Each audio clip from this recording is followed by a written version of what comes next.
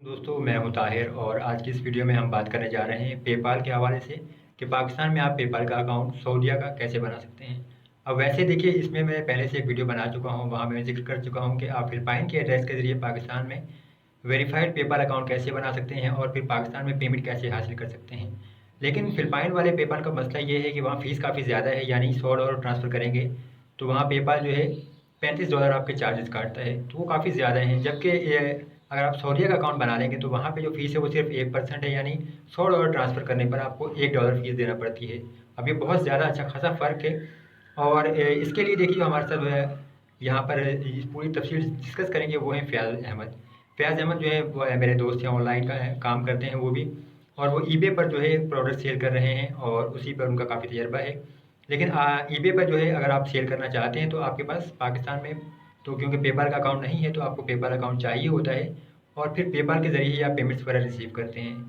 अब फ़याज़ भाई ने जो है अपने एक दोस्त की हेल्प से, यानी जो सऊदीया में थे उनकी हेल्प से उन्होंने एक पेपाल का अकाउंट बनाया और फिर उसको उन्होंने पेयोनियर से लिंक किया। अब वो पाकिस्तान में ही बहुत आसानी से पेमेंट हासिल कर सकते हैं। तो आज की वीडियो में वो सिर्फ वो टिप्स शेयर करेंगे आपके साथ कि पेपाल का अगर सऊदीया के ज़रिए आप अकाउंट बना लें तो इसका फ़ायदा क्या है, फ़ीस वगैरह कितनी है, और फिर नेक्स्ट वीडियो में इंशाल्लाह हम ज़िक्र करेंगे कि आप किस तरह से अगर पाकिस्तान में रहते हुए जो है ऑनलाइन अर्निंग करना चाहते हैं तो आप ebay.com पर कैसे प्रोडक्ट्स को सेल कर सकते हैं, और वहाँ से जो उसके तमाम फ़ीस वगैरह कितनी होती है, आप पेमेंट पाकिस्तान में कैसे हासिल कर सकते हैं, शिपिंग वगैरह कैसे कर सकते हैं प्रोडक्ट्स वगैरह को, तमाम तफ़सील इंशाल्लाह हम नेक्स्ट वीडियो में डिस्कस करेंगे।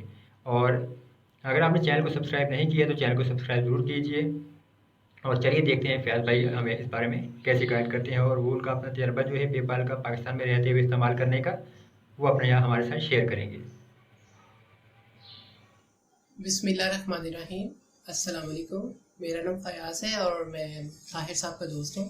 पेपर से रिलेटेड काफ़ी वीडियोस उन्होंने बनाई हैं और मैंने उनसे रिक्वेस्ट की थी कि मेरी भी एक वीडियो ऐड करें ताकि मैं अपना अपना पर्सनल एक्सपीरियंस बताऊँ कि पेपाल में लोगों को क्या प्रॉब्लम्स आती हैं क्या नहीं।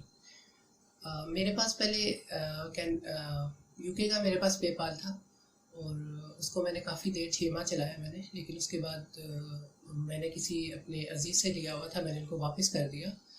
अब मैं अपने KSA का मतलब सऊदी अरेबिया का पेपाल चला रहा हूँ और उसमें उन्होंने ही, मेरे दोस्त ने ही मुझे बना के दिया था। उसमें उनका एड्रेस उनका है, उनका नंबर है, लेकिन उन्होंने मुझे यूज़र ने पासवर्ड अपना दिया हुआ है जो मैं यहाँ से भी लॉगिन कर लेता हूँ। और उसके अलावा उन्होंने अपना बीच में अपना कार्ड बीच में ऐड किया हुआ है।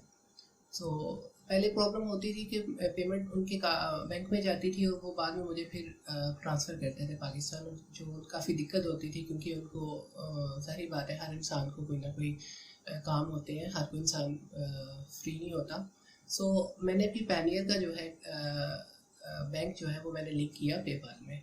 उसमें मोस्ट प्रोबेबली पैनियर वाले जो हैं वो आपको फर्स्ट सेंचुरी बैंक देते हैं जो पेपाल एक्सेप्ट नहीं करता, क्योंकि उनके अंडर आप कह सकते हैं कि जो फर्स्ट सेंचुरी बैंक है वो एक वर्चुअल बैंक है, जिस वजह से वो ऐड नहीं करते। सो उसके लिए पैनियर वालों को फिर रिक्वेस्ट करनी पड़ती है कि वो फेडरल सेविंग बैंक जो है ना वो हमें दें। वो जब देते हैं तो उसके बाद उसको लिंक करना पड़ता है उसमें, और वो इजीली लिंक हो जाता है। लेकिन उसके लिए एक शर्त होती है कि पहले उसमें कोई कार्ड लगा हो या बैंक अटैच हुआ हो, तो तब वो फर्स्ट जो है फेडरल सेविंग बैंक जो है वो बीच में इजीली ऐड हो जाता है। मेरे दोस्त का बीच में कार्ड ऑलरेडी लगा हुआ था सो मैंने जब फेडरल सेविंग बैंक जब मैंने ऐड किया तो वो फर्स्ट टर्म में ही लग गया, और उसके ठीक एक दिन के बाद मुझे 2 छोटी छोटी अमाउंट मेरे पैनियर अकाउंट में आई जो मैंने उसमें ऐड की और वो कंफर्म हो गया।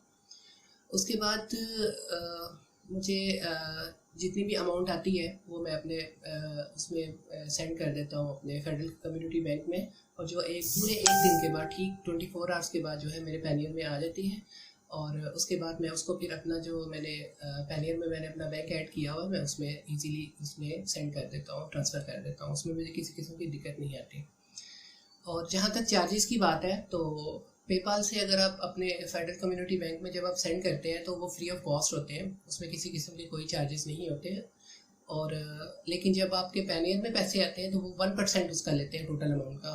लेट्स सपोज कि अगर आपका $100 है तो वो आपको $99 आपको वहाँ पे मिलेंगे।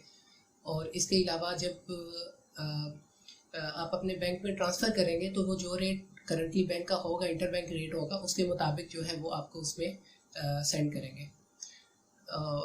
और इसके अलावा पैनियर में एक और चीज़ है कि आप $100 से कम अपने बैंक में नहीं सेंड कर सकते। तो उसके लिए फिर जैज़ कैश एक है कि जैज़ कैश के साथ लिंक कर लें और उसमें जैज़ कैश के थ्रू आप जो है वो कर लें, जिसकी वीडियोस ऑलरेडी ताहिर साहब ने काफ़ी बना चुके हुए हैं।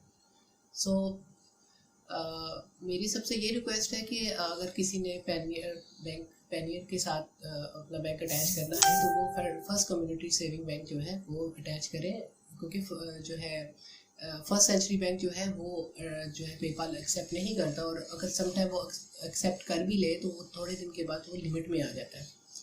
सो जब भी कोई आपको अपना कोई दोस्त बना के दे पेपाल का अकाउंट, तो उनको कोशिश करें कि उसके बीच में उनकी टोटल इन्फॉर्मेशन हो, जहाँ पे वो रेजिडेंस, जहाँ पे उनका घर है, उसका एड्रेस, जो भी उनका करंटली एड्रेस है, उनका मोबाइल नंबर, और कोशिश करें कि उनको बोला करें कि अपने साथ उसके साथ अपना कोई अगर उनका ड्राइविंग लाइसेंस है या उनका पासपोर्ट है, जो भी है पाकिस्तानी है या वहाँ की नेशनैलिटी है, जो भी है वो अटैच कर दें, ताकि बाद में जब अल्लाह ना करे को अकाउंट लिमिट में चला जाए तो बाद में कोई मसला ना हो। वो ऑलरेडी बीच में डॉक्यूमेंट ऐड हुए होते हैं तो कोई मसला नहीं होता।